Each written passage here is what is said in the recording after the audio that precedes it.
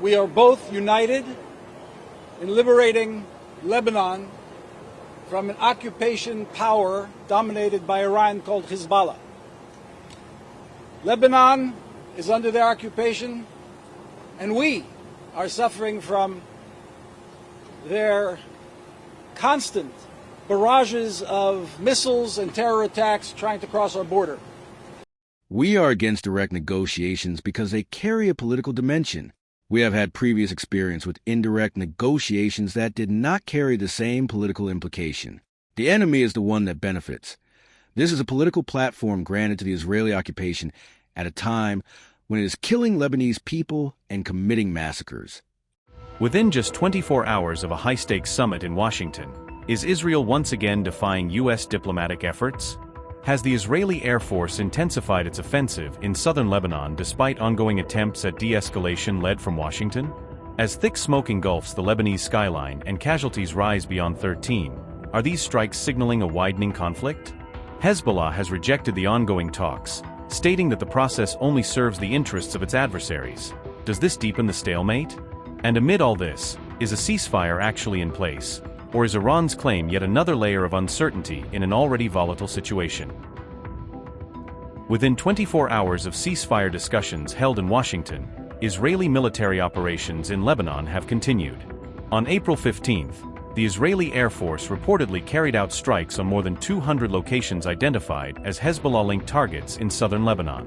The Israel Defense Forces stated that these sites were allegedly being used for hostile activities directed against Israel. The military also released additional footage showing extensive aerial operations conducted during the strikes.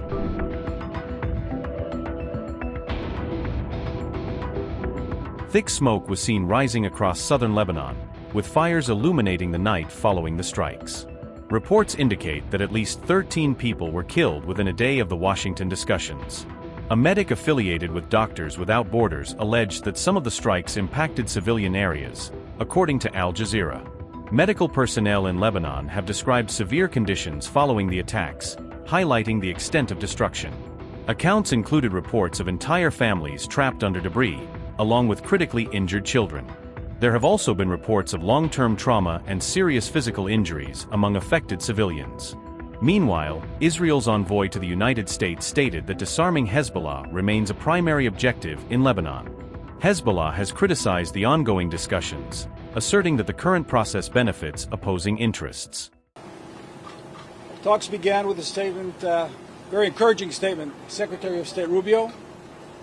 I was honored to sit around a negotiating table with His Excellency Michelle Issa, United States Ambassador to Lebanon, and to Her Excellency Nada Hamadi, the Lebanese Ambassador to Washington.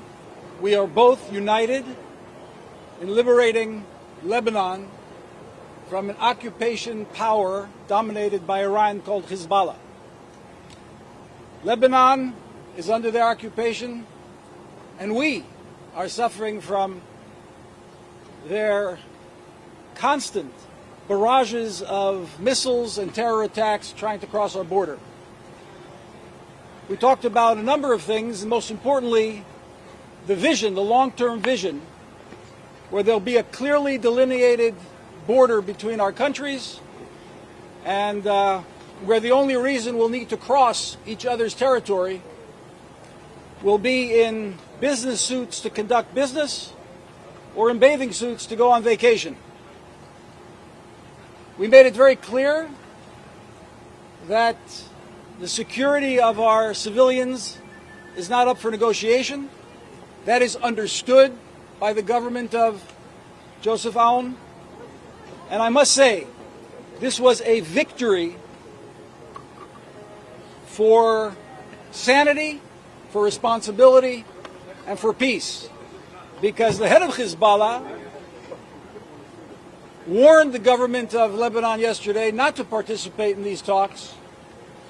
And the government of Joseph Aoun bravely said no to Hezbollah. And this is the beginning of a very strong and fortified, consistent battle against Hezbollah. They are weakened as they've never been, and together we'll continue to rid the threat of this Iranian proxy, which is so malign and so malignant in the region. Well, I hope we won't have to make a concerted effort, but we certainly don't want the French anywhere near these negotiations. We'd like to keep the French as far away as possible from pretty much everything, but particularly when it comes to peace negotiations. They're not needed. They're not a positive influence, particularly not in Lebanon. Well, first of all, on the first question, it's imperative that there's a complete delinkage between Lebanon and Iran. Iran is the malign influence in the region and around the world, and Hezbollah is their proxy next to Israel. It's like a front operation of Iran against Israel. And now is the opportunity to push them back because they're as weak as they've never been. So there's an imperative to maintain that delinkage. I want to push back on your question. Okay. Israelis don't wake up in the morning and look to fire missiles across the border. The missiles are being fired at our civilians. That will be put a stop to. We will not allow a terror organization to continually fire missiles into our population centers. That has to be understood by anybody asking such a question. The Lebanese understand that. We are fighting, we are martyred, we kill and are killed, and we defend our land. The civilians who are killed and the children fill our hearts with sorrow and grief. But those resistance fighters who are martyred on the land of the South make us hold our heads high. This is a shameful image of those who made the decision, and it does not represent our people. It represents only a small segment. We call on this authority, if it wants to prove that it reflects the aspirations of the Lebanese people, to accept a popular referendum. We accept a popular referendum on these choices. Much of the Lebanese people, and by majority I mean more than half, support the resistance and are opposed to Israel. I would say that far more than half are opposed to Israel and reject this position. This stance reflects only those responsible for it. It reflects this authority and those who made this decision. As for the people, they continue to hold their heads high. We are against direct negotiations because they carry a political dimension. We have had previous experience with indirect negotiations that did not carry the same political implication. The enemy is the one that benefits. This is a political platform granted to the Israeli occupation at a time when it is killing Lebanese people and committing massacres. The blood that has been shed and continues to be shed on Lebanese soil is, in part, the result of this authority's insistence, obstinacy, and stubbornness in rejecting this course in the face of Iran. What has this authority gained? Let it tell us. Let it be honest with the Lebanese people, and let it say at least some of what the officials state in the white paper.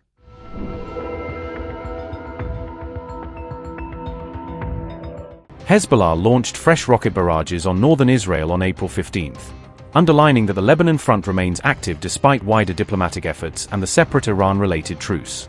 A man was lightly wounded in Hezbollah's latest attack on Israel, according to emergency response reports from the aftermath of the barrage.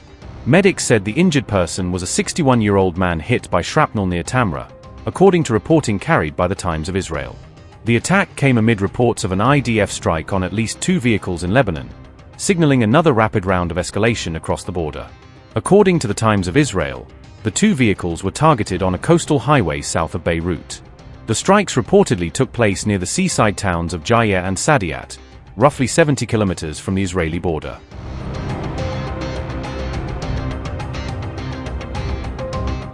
These latest attacks came just after a historic summit on April 14th in Washington, where Israeli and Lebanese envoys met in an effort to reduce tensions and explore a path toward a broader arrangement. The two sides held talks with the hope of reaching a peace deal to end the conflict, marking an unusually direct diplomatic opening between the two countries. The 2-hour meeting was described as the highest-level known contact between Israeli and Lebanese representatives in decades. The direct Israel-Lebanon talks were mediated by U.S. Secretary of State Marco Rubio, who presented the meeting as a rare opportunity for diplomatic progress. However, no date for a follow-up meeting was immediately announced, leaving the next step in the process uncertain. Despite the 2-week Iran truce, Lebanon has continued to witness Israeli military strikes, showing that the ceasefire has not calmed the separate Israel-Hezbollah front. The United States, Israel, and Lebanon issued a joint statement ahead of the trilateral meeting, signaling coordinated diplomatic messaging before the talks began. U.S.-Israel-Lebanon joint statement said, and I quote, The United States congratulated the two countries on this historic milestone and expressed its support for further talks and for the government of Lebanon's plans to restore the monopoly of force and to end Iran's overbearing influence. Washington expressed its hope that talks can exceed the scope of the 2024 agreement and bring about a comprehensive peace deal. Unquote. Hezbollah, however, has openly opposed any such talks between Lebanon and Israel, making clear that it rejects this diplomatic track.